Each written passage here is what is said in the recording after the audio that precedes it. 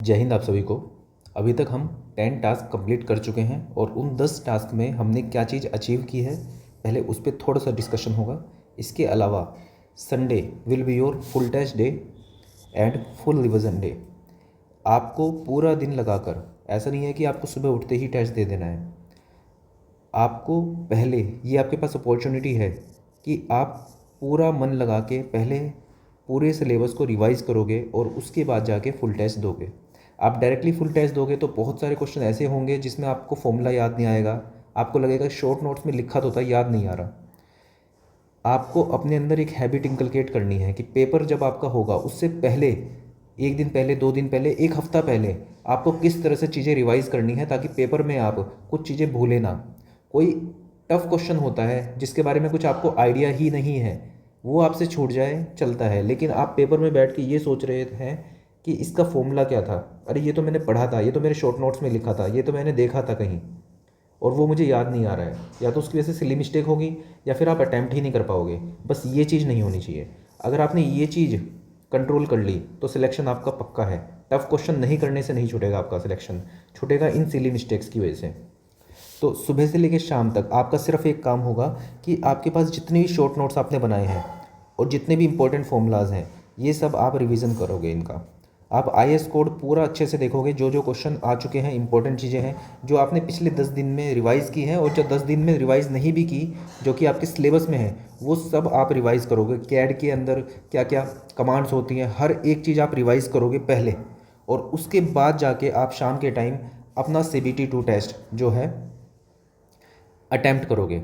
और इसके बाद आप अपने मार्क्स अपलोड करोगे इसी वीडियो के नीचे कि आपके कितने मार्क्स आए हैं। तो आप फ्लेक्सिबल हो सकते हो इस चीज़ में कि आप टेस्ट कितने बजे अटैम्प्ट करते हो। लेकिन हाँ, मैं आपको सजेस्ट करूँगा कि आप थोड़ा पहले रिवाइज़ कर लो पूरा और उसके बाद टेस्ट को अटैम्प्ट करो।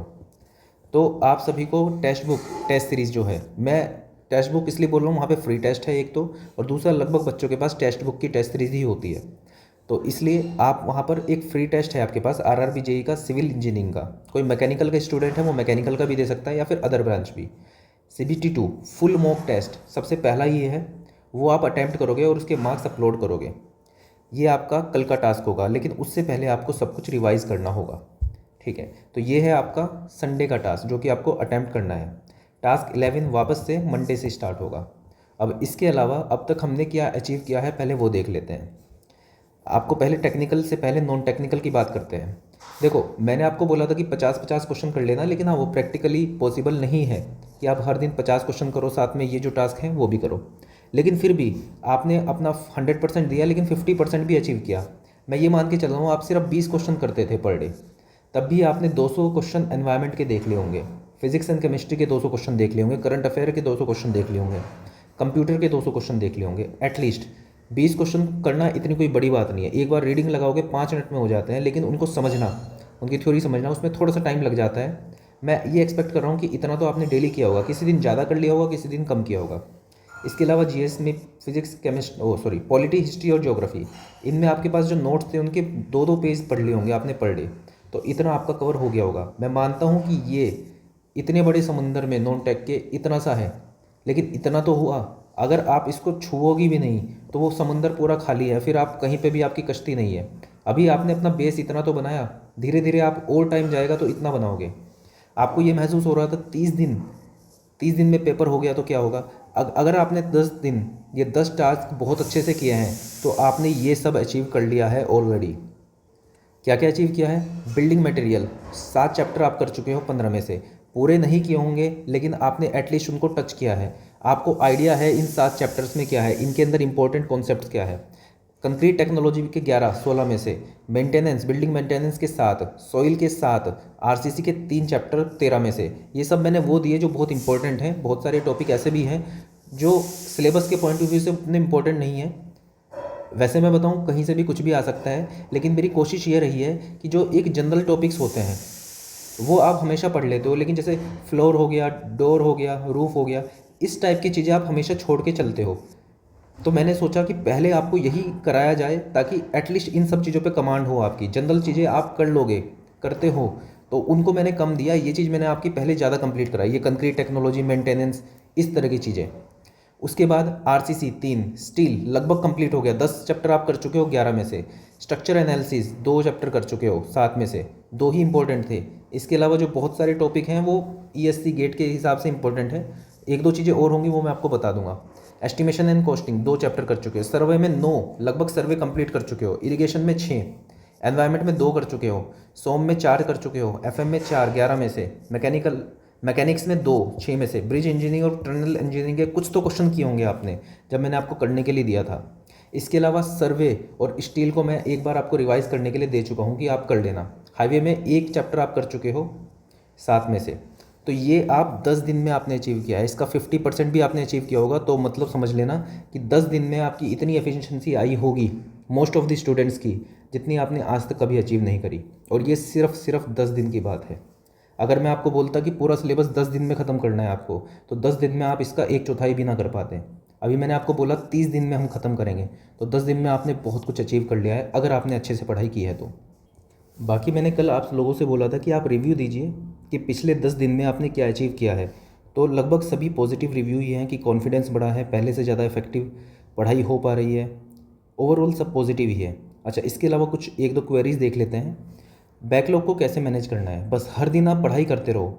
बैकलॉग मतलब जो मैंने दिया था उतना आपने कंप्लीट नहीं किया, थोड़ा सा छूट गया, अगले दिन आप जब पढ़ाई कर रहे हो तो या तो पढ़ाई करते हो, अगले दिन नया टास्क करते हो, तो या पिछले वाला करो या फिर अगले वाला करो। पिछले वाला करोगे तो आगे वाला छूटेगा। तो बैकलॉग तो ये नेवर एंडिंग लूप है। बैकलॉग कंप्लीट होगा आपका रिवीजन से, जब मैं आपको रिवीजन के लिए दूंगा। बस आपको कोशिश ये करनी है, बैकलॉग के चक्कर में नया टास्क नहीं छोड़ना। नया टास्क करो, उसको पूरा करने की कोशिश करो, उसमें से जो भी छूटेगा वो सब रिवीजन में आ जाएगा। आगे चलते हैं सर। जैसे किसी टॉपिक में 150 क्वेश्चन है, मैंने 50 कर लिए, 100 क्वेश्चन को कब पढ़ना है, क्योंकि उसमें भी टॉपिक्स होते हैं। देखो, मेन ऑब्जेक्टिव क्या होता है क्वेश्चन करने का, इसके अंदर मान लो 10,000 क्वेश्चन की जगह 50,000 क्वेश्चन होते हैं इस किताब के अंदर, 50,000, या इसके अंदर 1,00,000 क्वेश्चन होते, तो क्या आप इस एंग्जाइटी में रहते कि जब 1,00,000 कब ख़त्म होंगे क्वेश्चन तभी मेरा सिलेक्शन होगा? ऐसा नहीं है। टॉपिक आपने पढ़ा, अब उस टॉपिक को आप समझे हो क्या, इसके लिए आपको क्वेश्चन प्रैक्टिस करनी पड़ेगी।